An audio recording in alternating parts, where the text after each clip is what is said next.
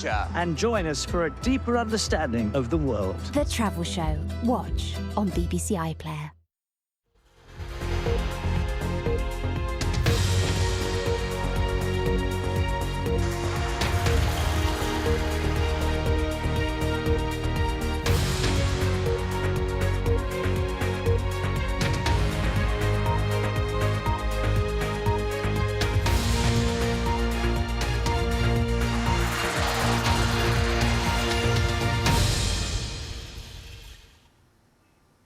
Live from London, this is BBC News. The International Criminal Court issues arrest warrants for Israel's Prime Minister, its former Defence Minister, as well as a Hamas military commander who Israel says it killed in July. There are conflicting reports over whether a Russian weapon which hit Dnipro in Ukraine was an intercontinental ballistic missile. John Prescott, former Deputy Prime Minister of the UK and a towering Labour figure, has died at the age of 86. And these are pictures from Iceland, where lava is spewing from this volcano near the capital for the 10th time in 3 years.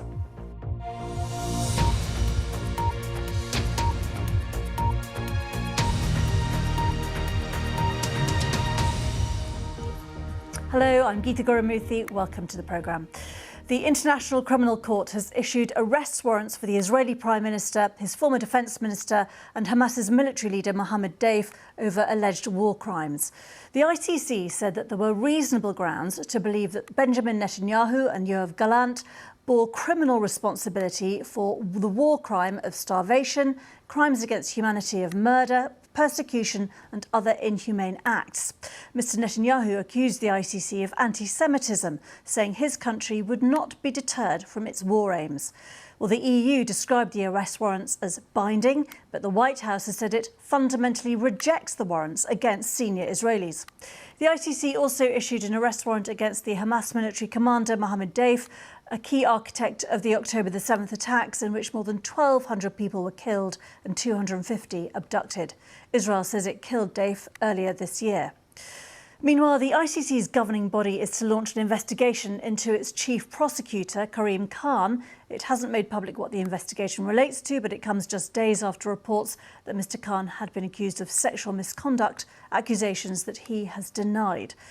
Our correspondent in The Hague, where the ICC is based, is Anna Hollogan. She explained the two main charges being considered by the court's pre-trial chamber. That's the use of, they say, starvation as a weapon of warfare and also directing attacks against the civilian population. We should say throughout this, the ICC is saying there are reasonable grounds to believe, because this is the pre-trial chamber and the ICC, like most courts, has a presumption of innocence. So this is before anything has gone to trial. They are saying there are reasonable grounds to believe that these crimes have been committed by Benjamin Netanyahu and Yoav Gallant on the basis of evidence presented to them by the ICC prosecutor Karim Khan. So just to give a bit more detail on what they're saying, the ICC pre-trial chamber found there are reasonable grounds to believe that the lack of food, water, electricity and fuel and specific medical supplies created conditions of life calculated to bring about the destruction of part of the civilian population in Gaza, which resulted in the deaths of civilians, including children, due to malnutrition and dehydration. It goes on to say the chamber assessed that there are reasonable grounds to believe that Mr Netanyahu and Mr Gallant bear criminal responsibility as civilian superiors for the war crime of intentionally directing attacks against the civilian population in Gaza, despite having measures available to them to prevent or repress the commission of these crimes. Anna Hollogan there for us. Well, I'm joined by Tayyab Ali, who's director of the International Centre for Justice for Palestinians. Thanks for joining us. Your reaction to this announcement by the ICC? I mean, the way I view this is probably the most important ruling a court could have made in the history of international humanitarian law. You have Israel, which has been in an occupying state over Palestine for decades and acted with complete impunity and support by Western and local, regional, other states for decades. And for the first time in the history of Israel, in the history of allegations made against Israel, you have the world's most senior criminal court finding reasonable ground for widespread and systematic attacks against the civilian population, which in turn turns into allegations of very serious war crimes. As you know, both the US has rejected this and Israel rejects this. And the chairman of the Knesset Foreign Affairs and Defence Committee, Yuli Edelstein, called it a shameful decision by a political body held captive by Islamist interests. What do you say to that? Well, I think the International Criminal Court, based on their own statute, is a long-term project by 125 states that are party to it, Western states included, Europe, the United Kingdom too.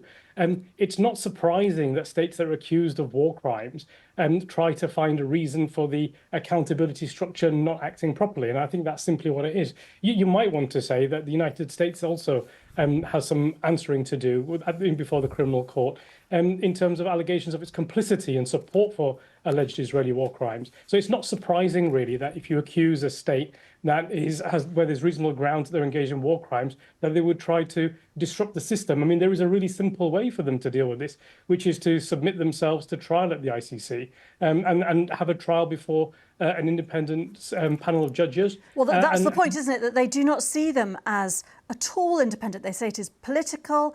The Israeli foreign minister said the ICC has lost its legitimacy. And the fact that Hamas, which is designated as a terrorist group by many Western countries, has welcomed the decision, doesn't that speak volumes? Well, I mean, I think Israel should also welcome the decision. The decision is based on evidence. Evidence can be it's put to the judges. The judges look at that evidence.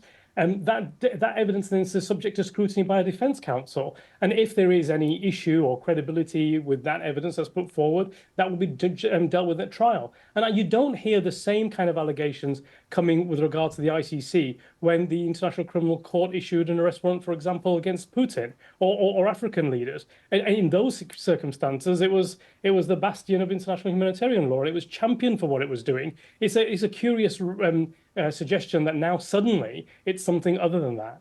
Well, the point is, as you know, again, Israel and the US Israel has reacted with fury, frankly, to this announcement of arrest warrants, and they say that they are simply acting in their own self-defence, and they've said the decision has chosen the side of terror and evil over democracy and freedom. This is a dark day for justice and humanity, according to President Isaac Herzog of Israel. And many people will say, obviously, it's been very, very difficult in the Middle East, but Israel ultimately has argued that it's acting in self-defence. It has a right as a democratic sovereign state to exist without such threats to its own civilians, and it isn't for international actors to get involved like this. This is a very partisan decision.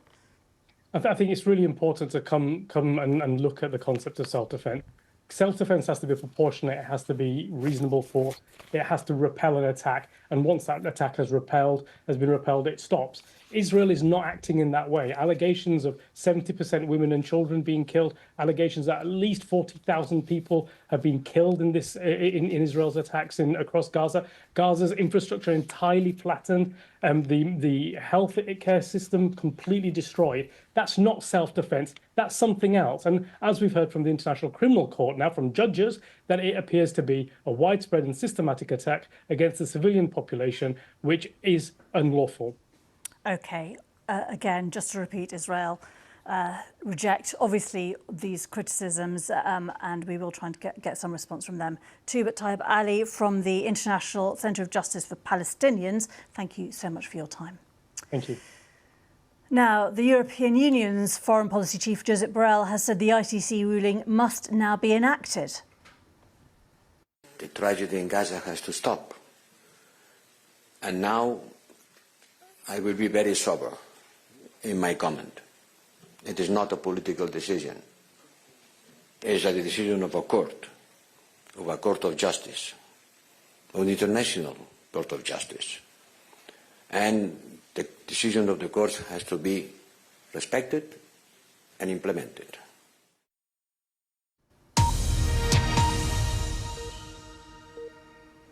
Just some breaking news over these conflicting reports that we've had in Ukraine over what sort of missile Russia has used. And the foreign ministry in Kiev has said that Ukraine believes Russia has used an ICBM for the first time in the war, but is waiting still for experts to confirm this. They say what we know so far is that its flight characteristics match those of an ICBM. What we know so far is that its flight characteristics match those of an ICBM. We're also waiting for expert conclusions to state based on specific facts of what type of missile it was. That's from a Ukrainian Foreign Ministry spokesperson. They say due to Russia using this new type of weapon against Ukraine, the Foreign Ministry has already taken and is taking diplomatic steps. In particular, we've been in touch with our partners to inform them of what happened and what we know. But we're also hearing reports from the US, from a US official reported by the AFP news agency, saying the Russian strike on Ukraine was experimental medium-range missile, an experimental medium-range missile. And we'd heard earlier from Ukrainian sources that this was a new type of missile. So we're getting a bit more detail on exactly what type of ballistic missile it was. Originally, it was reported from Ukraine that it was an intercontinental ballistic missile, and then sources in the US questioned that, and now some comment on exactly how powerful it was and what type of missile it was. But as I said, it is still in need of clarification on that. And those conflicting reports, of course, continue. But the Ukrainian president, Mr. Zelensky, has spoken a little while ago. Today there was a new Russian missile. All the characteristics, including speed, altitude, correspond to an intercontinental ballistic missile. Expert examinations are underway. It is obvious that Putin is using Ukraine as a testing ground. Well, Ukraine has urged swift global reaction to Russia's use of what they call a new weapon. The Ukrainian Foreign Ministry spokesperson told this press briefing in Kiev that Kiev's partner should take concrete actions to provide Ukraine with air defence systems capable of intercepting such weapons. We call on the international community and every leader, every state that respects the UN statute to right now, immediately react to the use by Russia of a new type of weaponry. This definitely is an escalation in terms of weapons used against Ukraine. There is not to wait for detailed experts' conclusions. There is already the fact of Russia's use of a new kind of weapon. Well, let's get more from Vitaly Shevchenko, BBC Monitoring's Russia editor. And Vitaly, there have been very conflicting accounts coming out all day. How can you sum up where we are now in terms of what we know?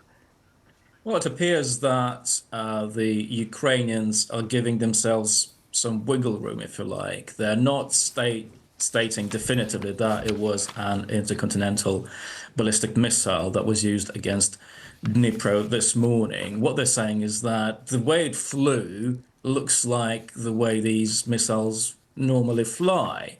But the key question is its range.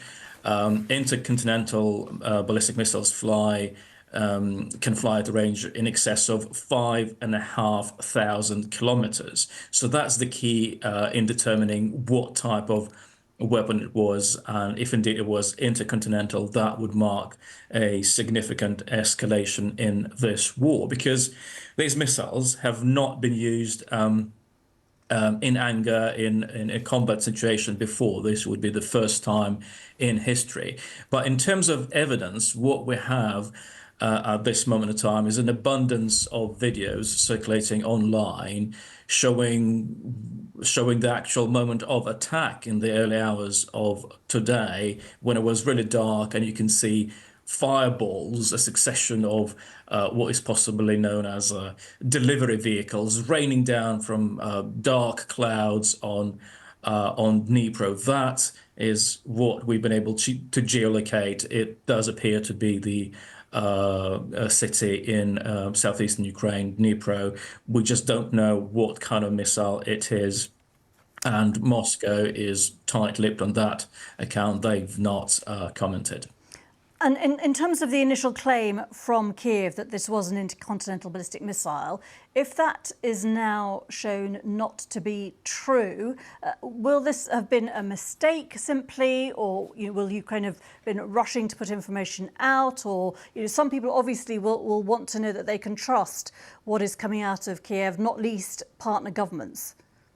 It can easily be any of those things, really. Mistakes can happen in what's known as the fog of war. And that initial statement was issued by the Ukrainian Air Force very early in the morning today.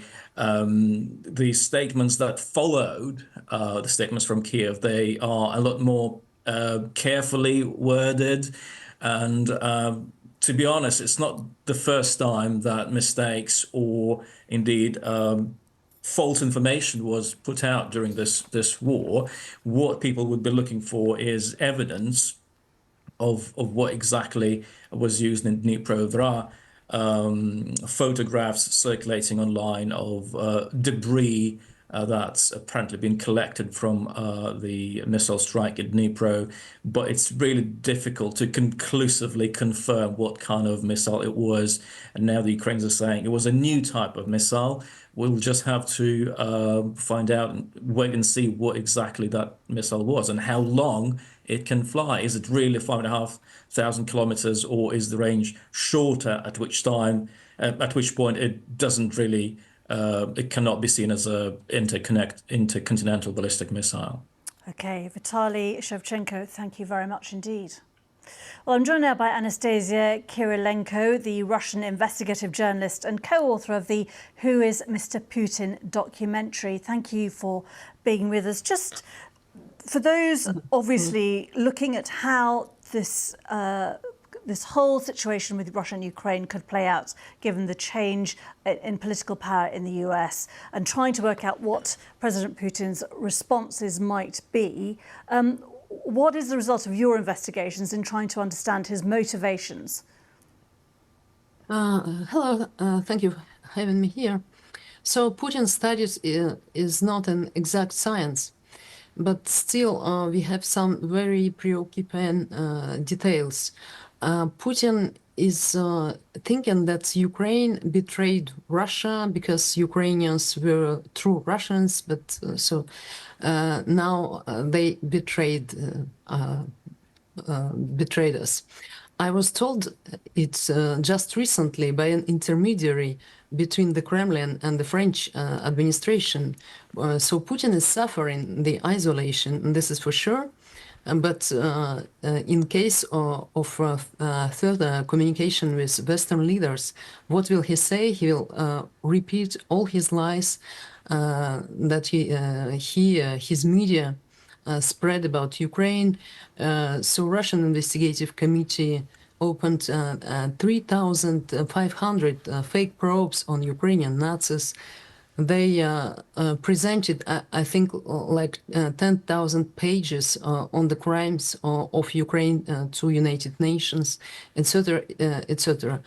I'm watching Russian propaganda channels almost every day, and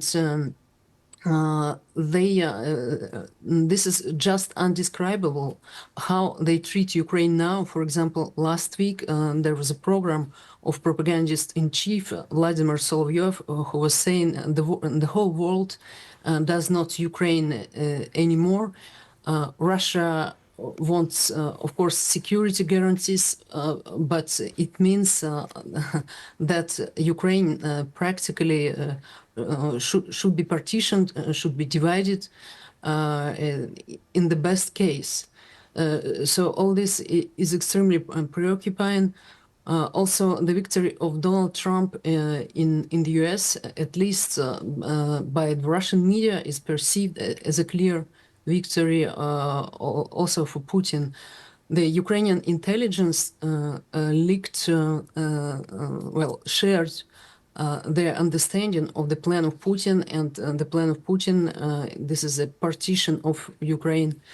And I assume also his plan is to insist on the fake crimes of Ukraine. And the worst thing is he should be briefed that the public opinion in Europe, in the West, is well informed by, also Western, some Western people embracing Russian narratives. Okay. And Anastasia, how have you worked to try to understand what President Putin is doing, what he is thinking, what advice he's getting? Because obviously it's very, very difficult.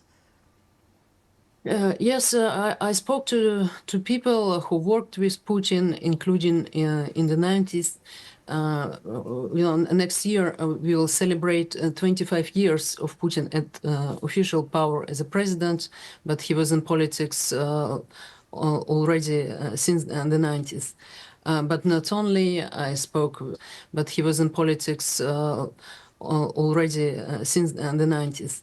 But not only I spoke with some people who worked with him in the until 2005, for example. Of course, it's harder to get true information about Putin now, and especially it might be an intoxication. Some of the information I was getting was simply false. Okay. Well, what is quite for sure, he is paranoid about his health. For example, when he is decorating people, Russians, including Russian journalists, Russian propagandists,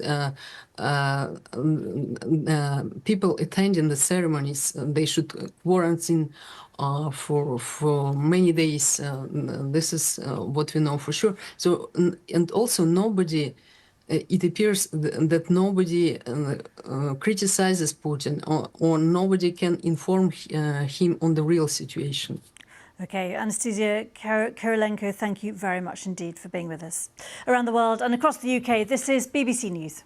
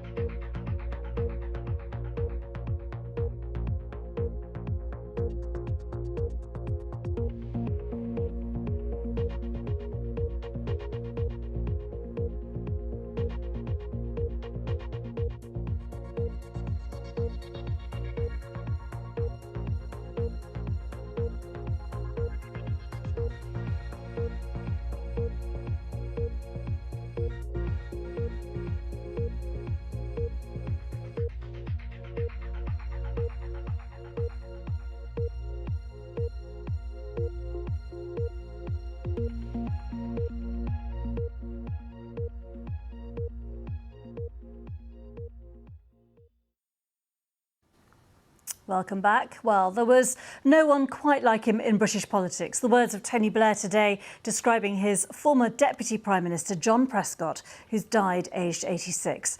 Among the most recognisable figures of the Labour governments from 1997, John Prescott's achievements included playing a major role in securing the landmark Kyoto Agreement on climate change. His family said he suffered a stroke in 2019 and had been living with Alzheimer's. Here's our political correspondent, Harry Farley. John was he was unique, really. He was a completely one-off, totally authentic guy.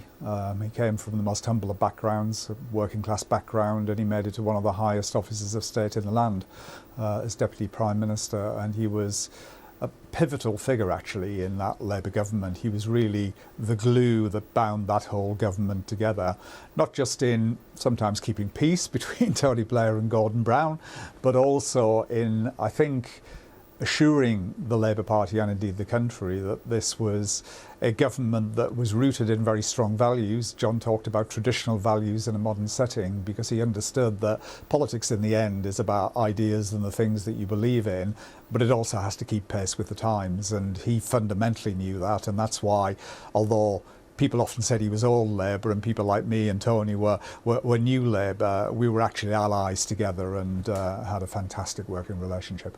And we were just seeing pictures of the famous punch and egg throwing incident there. And he had this incredibly sort of strong public image. But just tell us a bit more about how he did keep the peace between Blair and Brown, because he was known for being extremely loyal to Tony Blair, wasn't he? But he did have this pretty unique relationship with both those two key figures.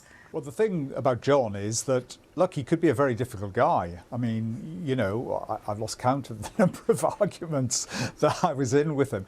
But he also had an incredible humility about him. I can remember, you know, having debates about him with NHS reform about the formation of NHS Foundation Trusts, which were a very controversial reform that I was pushing through at the time. And I remember Tony saying to me, "You've got to go and persuade John, you know." And I was thinking that this is going to be pushing water uphill. And we had these debates in his office and arguments. And at the end of it, having started out opposing it, he said to me, "You know, you're probably right and I'm probably wrong, because I can often be wrong about these things," which is a very humble thing for a politician with very strong views, which John had, to say.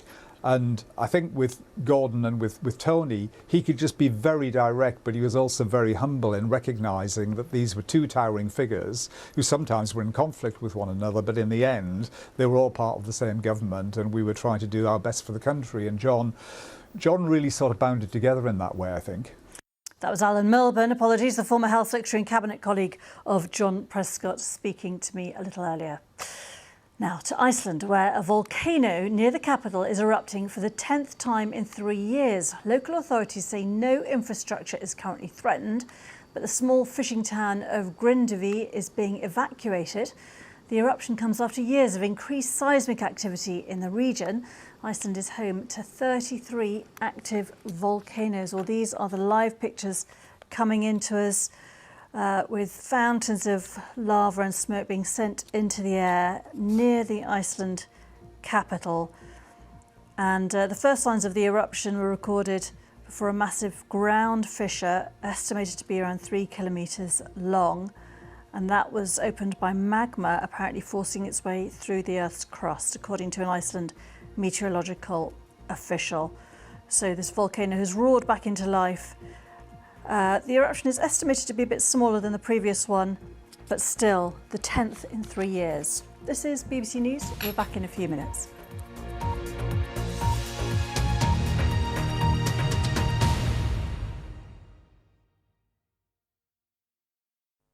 Hello there. There will be some huge changes over the weekend, but before then, it's been a cold day today. We had some snow in the southwest of England earlier, all the way across to Hampshire and the New Forest here. That snow has moved away, but it's going to turn icy overnight.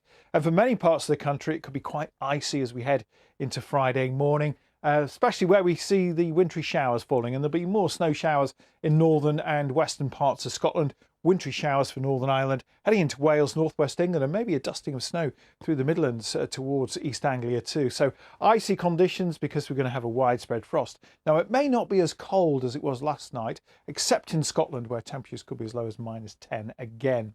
Could be quite windy though around some North Sea coast. The showers will move away. Many eastern areas will be dry, but out to the west we keep some scattered showers going, but the snow mainly over the hills. Snow levels are going to be rising because we get a westerly breeze, and that's going to bring in less cold air, so temperatures could get up to 6 or 7 degrees.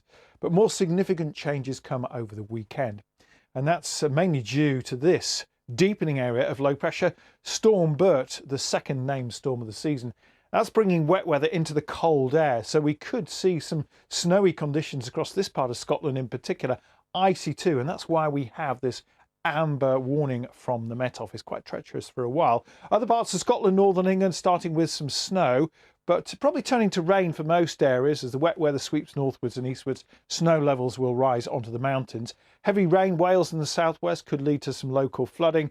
And on top of that, it's going to be very windy. Strongest winds, gusts 60, 70 miles an hour through the Irish Sea and into the northwest. But it's not a northerly wind. It's a south to southwesterly wind, and that's going to bring in mild air. That's going to be noticeable across those western areas. But it continues to get milder everywhere as we head into Sunday. There's Storm Bert just loitering out towards the northwest of the UK. That weather front will bring some rain overnight. That'll retreat back to the southeast during the day on Sunday.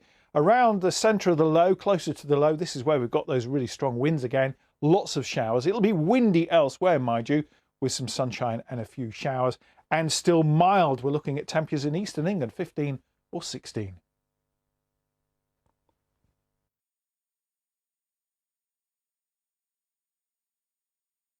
Today we're looking at the state of British politics. Asking, is technology ruining football? Are we too obsessed with our phones? Helen from Hull wants to know, how hot's the planet going to get? And we'll explain why prices keep going up and up. Also, Rach, did you know space has its own smell? Really? What of? The world is fast-moving and can be confusing. So let's talk about it. 5 Live Breakfast with Rachel and Rick. Listen on... Morning. Come and have a seat. Now, of course, I'm not going to go easy on you. There are some really big questions we've got to try and get answers to this morning. But I'll be fair, and we just want to hear what you've got to say. So, shall we get on with it? We're rolling. Here we go. Join me to hear from the biggest names inside and outside politics. Sunday with Laura Koonsberg. Sundays at 9 on BBC One and iPlayer.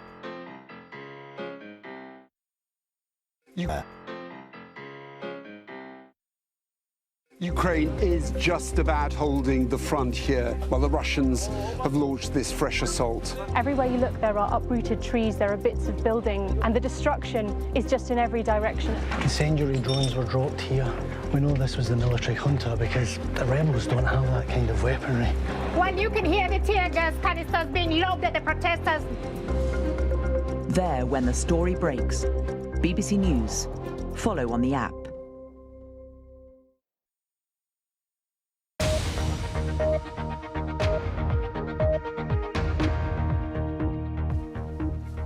The US charges Indian billionaire Gautam Adani with fraud over an alleged multi-million-dollar bribery scheme.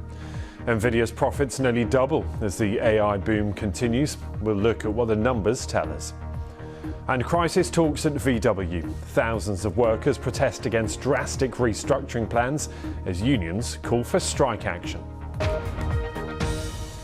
Hello, this is Business Today. Welcome along. Now we're going to begin with those allegations of large-scale fraud involving one of the world's richest men, Gautam Adani. He's been charged by US prosecutors who allege that the tycoon and other senior executives bribed Indian officials to win contracts for his renewable energy company. Now, the Indian billionaire has been indicted along with 7 other defendants charged with orchestrating a $250 million bribery scheme. Well, the Adani Group, of which Gautam Adani is chairman, has denied the allegations. He calls them baseless. Well, elsewhere, Kenya has announced that the Adani Group will no longer be involved in the construction of its main airport. Well, the financial markets, though, they don't like the news either. Shares of Adani Group falling over 20% in trade today, wiping more than $40 billion off the group's overall value. Well, let's talk now to our South Asia regional editor, Ambarasan Ethirajan, who joins us from the newsroom. Good to have you here, and talk to me about the significance of these allegations. Denied by the company and the man himself, but they are serious and they involve one of the world's richest men.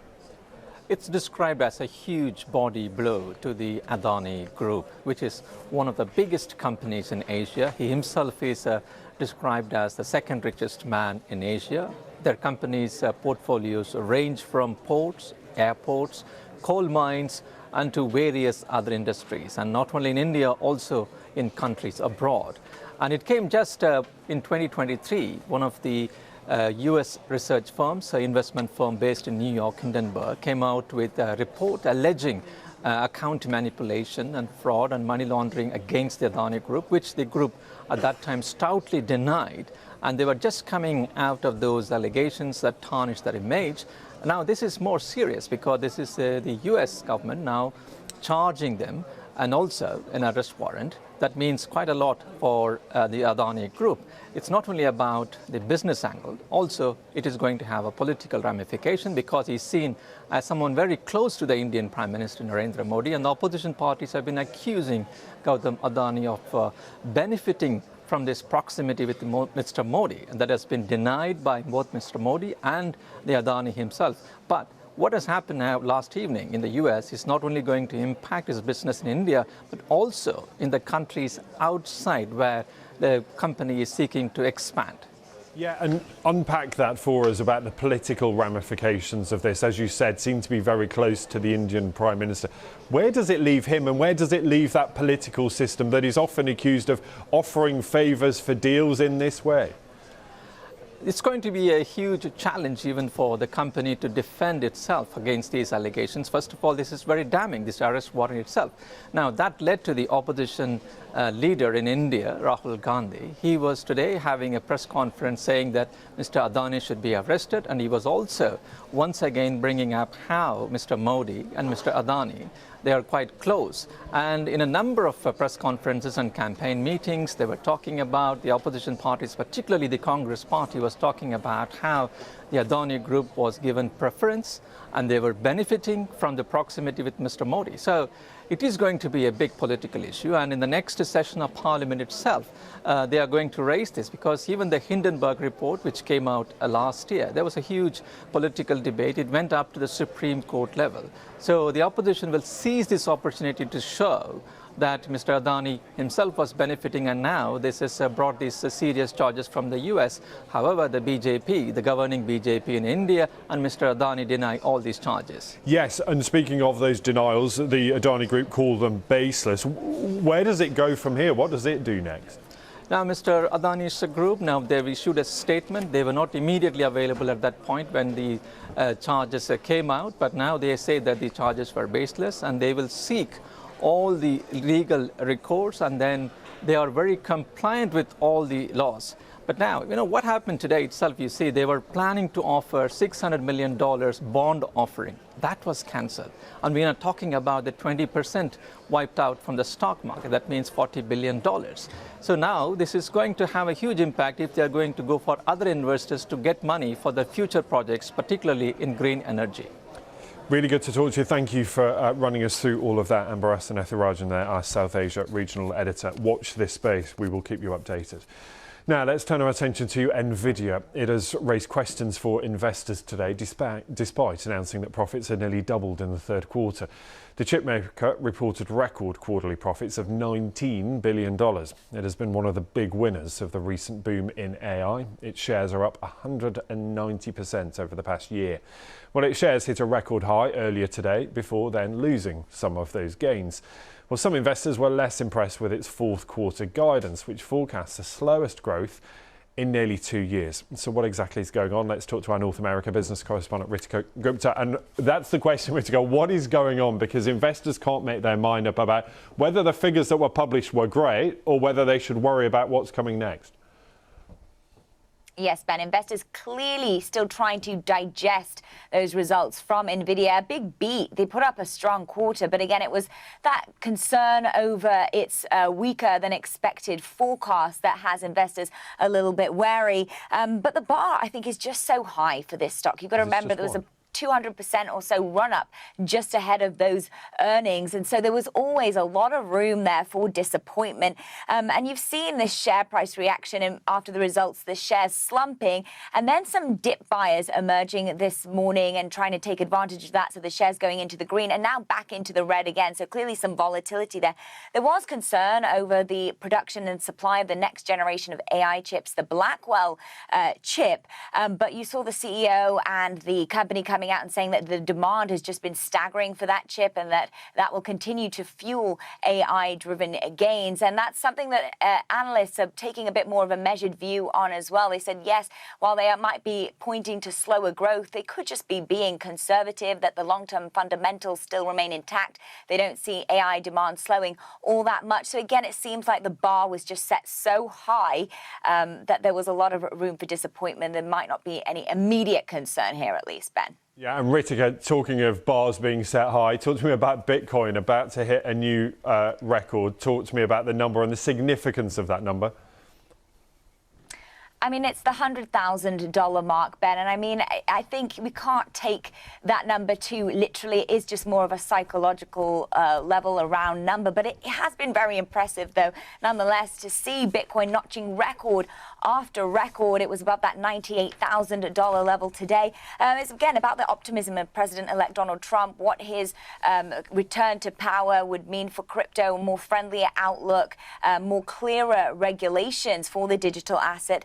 And Trump's transition team has already begun talks on an official White House post for a policy for the digital assets. So this is just really adding to what's been a flurry of positive news in the crypto space. You saw MicroStrategy adding to its positions on Bitcoin, as well as the debut of the options of the spot Bitcoin ETFs as well. So very well could reach that $100,000 mark, Ben. Keep an eye on it for us, Ritika. Thank you. Good to talk to you. Ritika Gupta there in New York for us. Let's head to Germany now, where a major trade union is calling Volkswagen workers across the country out on strike from the 1st of December. Protests have been taking place outside VW's headquarters in Wolfsburg. That's where the auto giant has been locked in talks with workers over plans to close factories and lay off thousands of staff.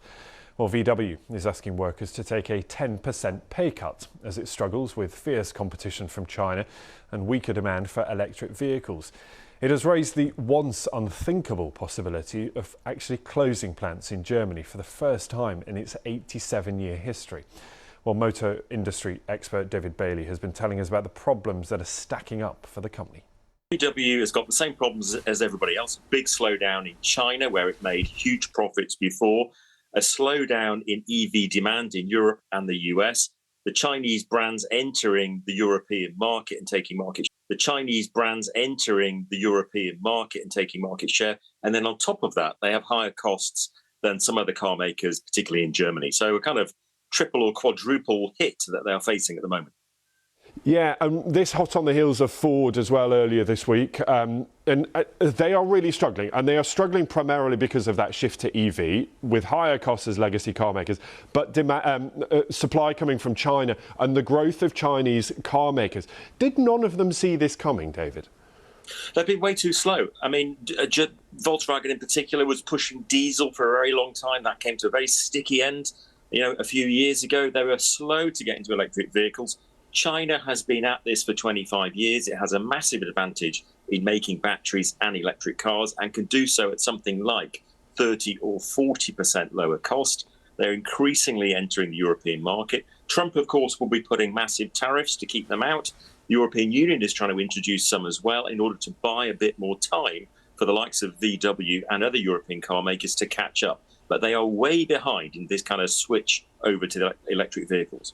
Yes, and you mentioned those Trump tariffs, and we'll talk about those in just a moment. But, there's a huge cloud on the horizon for global trade as a result. And I wonder who stands to lose more there. Is it European car makers or Chinese car makers? Because we know that trade war between the US and China is in full force.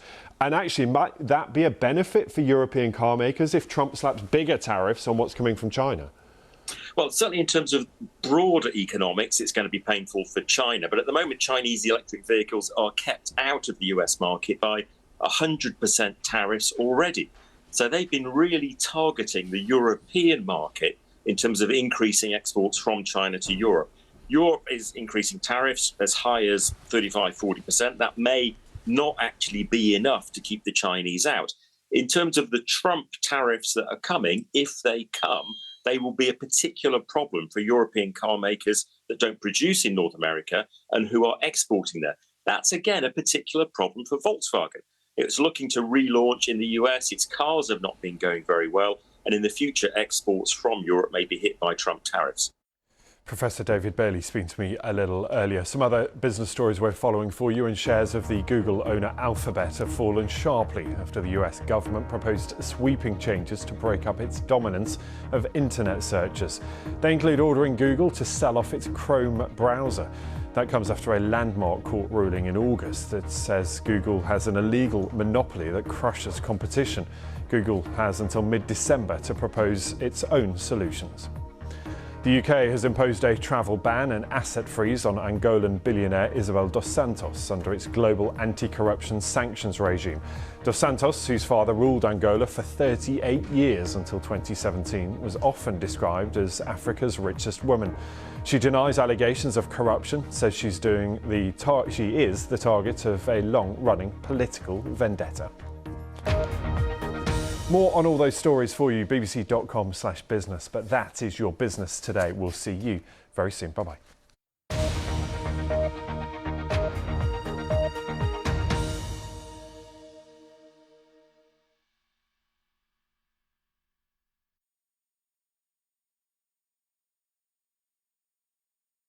You get scared? No, I don't get scared. I've covered many wars over many years.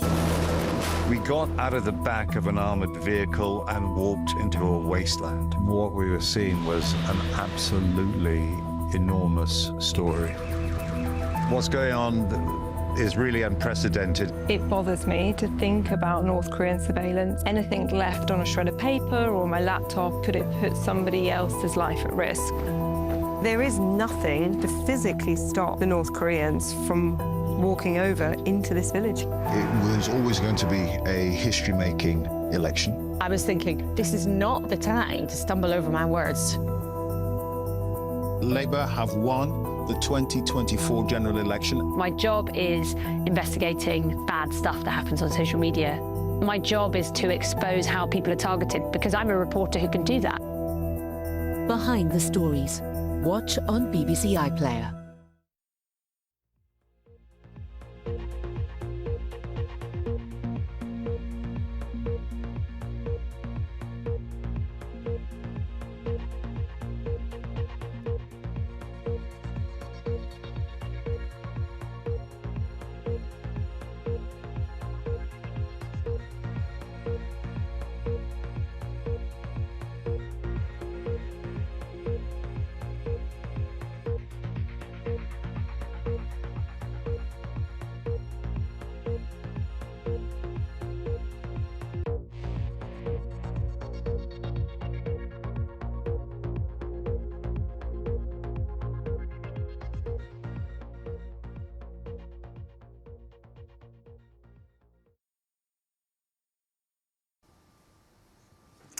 Now, a spokesperson for the Prime Minister, Sir Keir Starmer, has said that Britain respects the independence of the International Criminal Court after it issued arrest warrants for the Israeli Prime Minister Benjamin Netanyahu, his ex-defence secretary, and a Hamas leader. Well, the ICC said that there were reasonable grounds to believe that Benjamin Netanyahu and Yoav Gallant bore criminal responsibility for war crimes of starvation, crimes against humanity of murder, persecution, and other inhumane acts. Mr. Netanyahu accused the ICC of anti-Semitism, saying his country wouldn't be deterred from its war aims. The EU has described the arrest warrants as binding, but the White House has said it fundamentally rejects the warrants against senior Israelis. The ICC has also issued an arrest warrant against the Hamas military commander Mohammed Deif, a key architect of the October the 7th attacks, in which more than 1,200 people were killed and 250 abducted. Israel said it killed Deif earlier this year. So just to remind you, Britain is saying that it does accept the arrest warrants. It respects the independence, certainly, of the ICC, according to the Prime Minister Keir Starmer's spokesperson. European leaders saying the same, America saying that they don't accept these findings.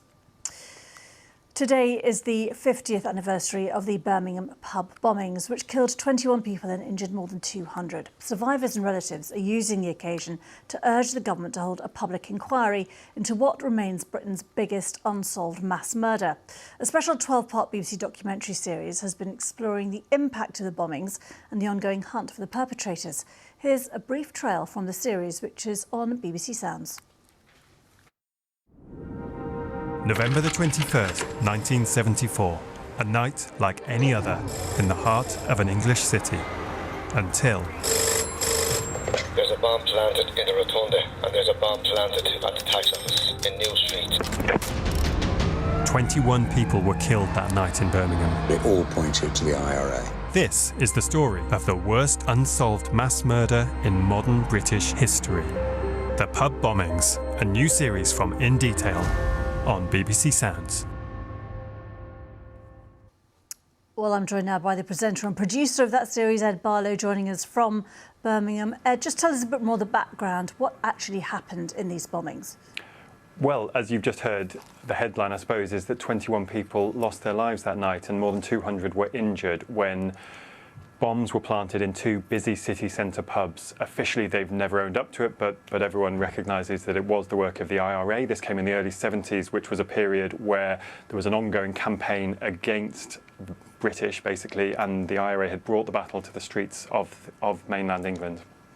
And just tell us a bit more about the impact the bombings had on the victims' families over the many years that this has been going on. Yeah, I've literally this afternoon been at one of the memorial services in Birmingham, and one of the family members today was saying, if you think time heals, that's just not the case. 50 years is a long time, but the way people have spoken when I've been interviewing them and just talking to them, it could have been last week, last month, you know, it is that raw. And I think part of the problem is that there are still so many unanswered questions. To this day, we still don't formally know who did it. Nobody's been rightfully brought to justice. Just tell us how you went about making this series and the challenges that you faced. An obvious challenge is this happened a long time ago. Some people I would have loved to speak to are no longer around, simple as that. And of course, with the passing of time, people's memories shift a bit, or stories develop and theories come into play.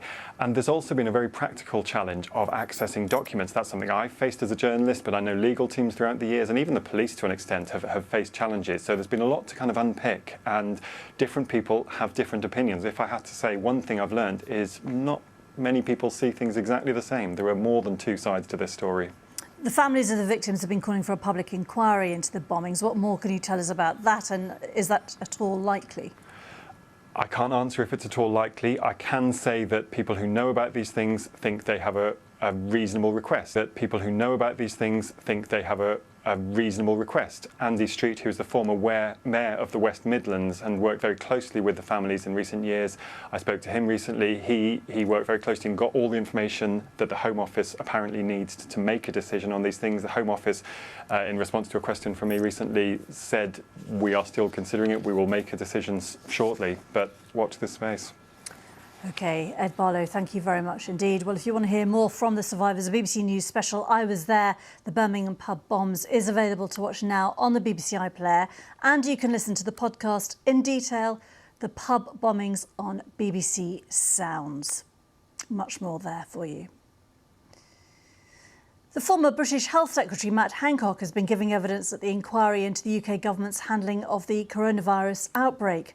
This is the scene live at the Health Secretary is giving evidence. Sorry, we can't actually bring you that, but he has been giving evidence today. It is the third time, in fact, he's appeared before that inquiry.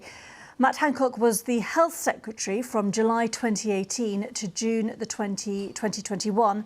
And that was, of course, during the height of the COVID pandemic. And he's been asked specifically about the healthcare system, the capacity in hospitals and in intensive care units. Also, he's been asked how close some hospitals came to collapsing. And also, he's been asked about PPE and the longer-term impact of COVID. Let's have a quick listen.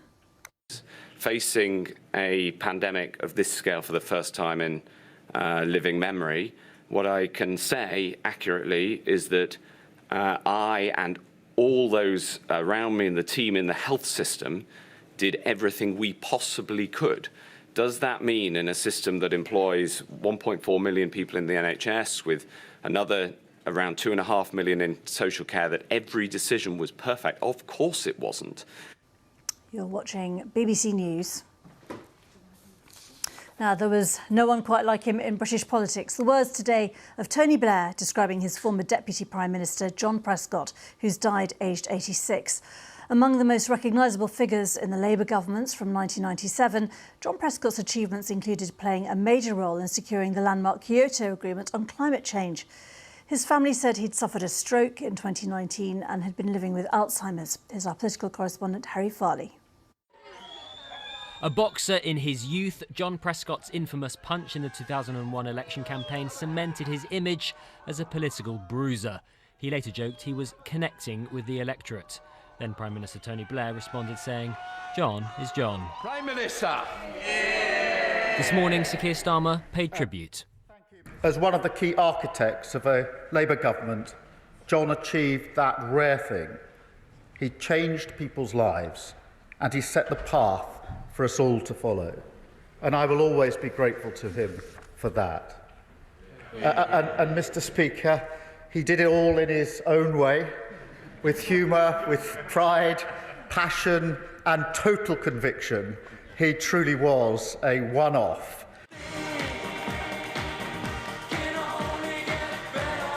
A towering pillar of New Labour, John Prescott spent 10 years as Deputy Prime Minister under Blair. He oversaw a sprawling department covering the environment, transport and the regions. It was a long way from his birthplace in Prestatyn, North Wales. He failed the 11 plus, which haunted him through his life. At 15, he left school to become a ship's steward. He wasn't New Labour's slickest politician. Those 5 pledges are essential. You can see I can't find But them. with his union background and working class roots, he was a glue holding Blair's movement together. I can't use the boards. I'm old Labour. I've got to still look my old ways and try it right. He was highly intelligent. That was sometimes masked by, people used to make fun of his speeches and his use of the English language. But he was an incredibly direct communicator. And even if the syntax never quite made sense, the sentiment was very powerful and made complete sense. And I found him, we had our disagreements from time to time, but he was loyal, committed, and enormous help to me. And he had a fantastic gut instinct about politics.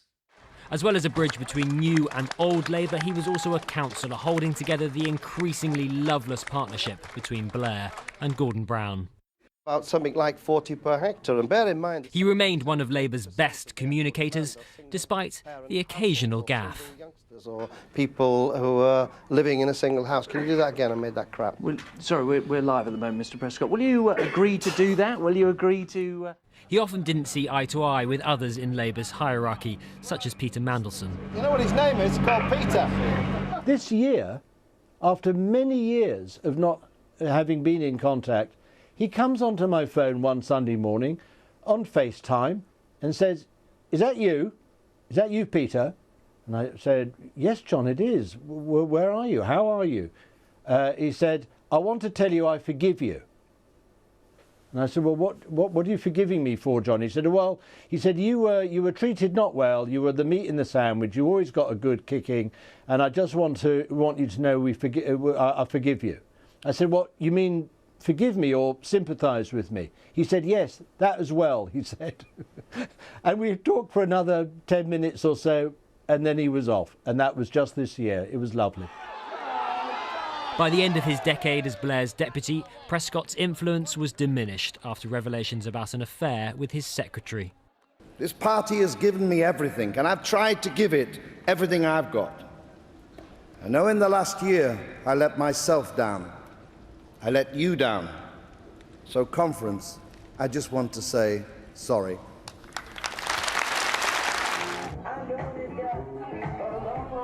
Behind John Prescott's fun-loving image was a political heavyweight, a Labour man to the end with a unique ability to connect.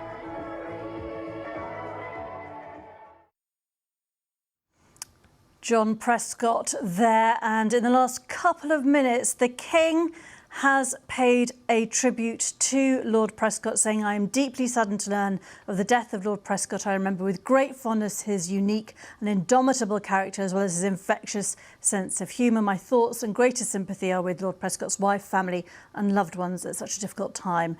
And the King goes on to say, "I'm sure that very many people will recognise and greatly appreciate the decades of public service in frontline politics, not least as the UK's longest-serving Deputy Prime Minister." So a tribute there from the King Charles, which has just come in, learning of the death of John Prescott. More on that in a few minutes. Let's catch up now with the weather. Here's Darren. Hello there. There will be some huge changes over the weekend, but before then, it's been a cold day today. We had some snow in the southwest of England earlier, all the way across to Hampshire and the New Forest here. That snow has moved away, but it's going to turn icy overnight. And for many parts of the country, it could be quite icy as we head into Friday morning, especially where we see the wintry showers falling. And there'll be more snow showers in northern and western parts of Scotland. Wintry showers for Northern Ireland, heading into Wales, northwest England, and maybe a dusting of snow through the Midlands towards East Anglia too. So icy conditions because we're going to have a widespread frost. Now, it may not be as cold as it was last night, except in Scotland, where temperatures could be as low as -10 again. Could be quite windy, though, around some North Sea coast. The showers will move away. Many eastern areas will be dry, but out to the west, we keep some scattered showers going, but the snow mainly over the hills. Snow levels are going to be rising because we get a westerly breeze, and that's going to bring in less cold air, so temperatures could get up to 6 or 7 degrees. But more significant changes come over the weekend, and that's mainly due to this deepening area of low pressure. Storm Bert, the second named storm of the season, That's bringing wet weather into the cold air, so we could see some snowy conditions across this part of Scotland in particular, icy too, and that's why we have this amber warning from the Met Office. Quite treacherous for a while. Other parts of Scotland, northern England, starting with some snow, but probably turning to rain for most areas as the wet weather sweeps northwards and eastwards. Snow levels will rise onto the mountains. Heavy rain, Wales and the southwest, could lead to some local flooding. And on top of that, it's going to be very windy. Strongest winds, gusts 60, 70 miles an hour through the Irish Sea and into the northwest. But it's not a northerly wind. It's a south to southwesterly wind, and that's going to bring in mild air. That's going to be noticeable across those western areas. But it continues to get milder everywhere as we head into Sunday. There's Storm Bert just loitering out towards the northwest of the UK. That weather front will bring some rain overnight. That'll retreat back to the southeast during the day on Sunday. Around the centre of the low, closer to the low, this is where we've got those really strong winds again. Lots of showers. It'll be windy elsewhere, mind you, with some sunshine and a few showers. And still mild. We're looking at temperatures in eastern England, 15 or 16.